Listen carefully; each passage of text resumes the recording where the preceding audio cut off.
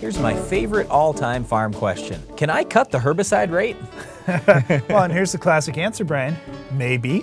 Maybe you can. Sometimes you can cut herbicide rates when all the conditions are just turning your way. Maybe you've got perfect weather, you've got small weeds, very susceptible to the product. There are just so many factors. We're going to talk about those factors today that are going to help you determine, can I cut my rate back a little bit, or should I increase my rate even more because conditions are playing against me? Yeah, so there's a big list of things that we can talk about. Now, one of the things is spray coverage, and we're actually going to talk about that a little bit on next week's show, but just to understand, spray coverage is very important. Let's start right off the bat, Brian. The number one thing that's going to determine what rate of herbicide you need to use is, are the weeds actively growing? If you've got weeds that are actively growing, everything's just right, the weeds are growing great, you're going to have the best luck with any product that you're using. But if weeds are not actively growing, maybe it's a weather condition, maybe there's some sort of injury, these are things we need to start talking about today. Let's talk about things that would cause weeds not to be actively growing.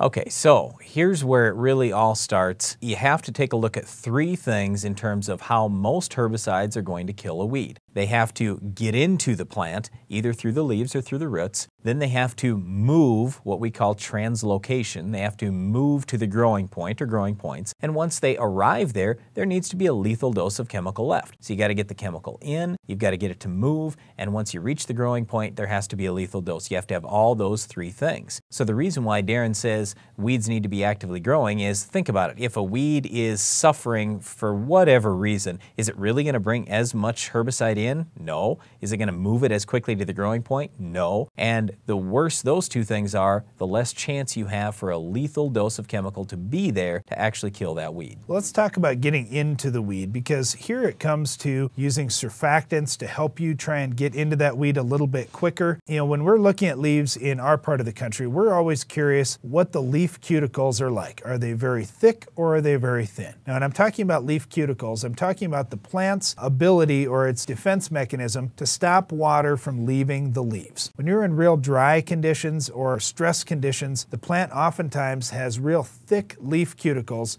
to try and protect that water from getting out of the plant. Conversely, when you're in high moisture and perfect weather conditions, that leaf cuticle may be very thin because, hey, the leaf doesn't care. It's getting water every day. It's in great shape. It knows there's plenty of water available. Not worried about it. Well, if you've got thick leaf cuticles, you need some help penetrating through that and getting into the plant. If you have thin cuticles, then you maybe don't need it as much. All right, so Darren talked a little about the weather conditions overall. That's a huge issue.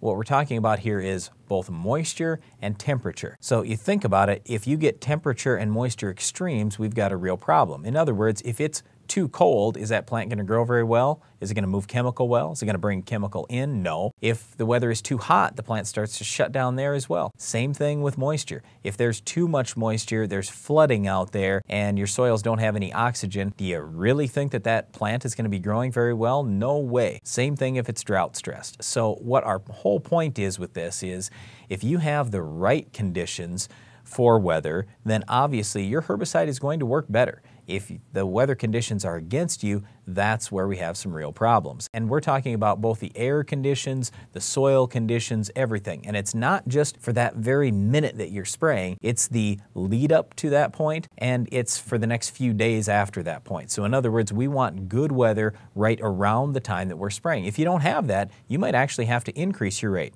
However, if you had perfect weather, maybe you can cut your rate in some situations. The other thing is, which weeds are you trying to kill? Are those weeds very susceptible to the product you're using? For example, with Roundup, it does an excellent job, even at low rates, on killing annual grasses. So if all you had was annual grasses and you're spraying Roundup, certainly you could cut your rate back a little bit and you'd still do a nice job. But if you had weeds that weren't very susceptible, maybe it's some of the tough broadleaf weeds where Roundup doesn't do a great job on, you may have to increase your rate in order to be effective at controlling those weeds. The other thing would be weed size. Perhaps your herbicide does an excellent job on weeds that are 2 inches or 3 inches tall. But once weeds get up to 6 or 10 inches tall, you may need to increase your rate to still deliver a lethal dose to every growing point all the way down that weed. In summary, if your question is, can I cut the herbicide rate? Our answer is It depends, and what it depends on is things like the leaf cuticle, the weather conditions, the soil conditions, the weed susceptibility, the weed size, spray coverage. There are a lot of different factors that you need to take a look at. If all those things are perfect, maybe you can cut the rate. If all those things are against you, you probably need a higher rate if you can.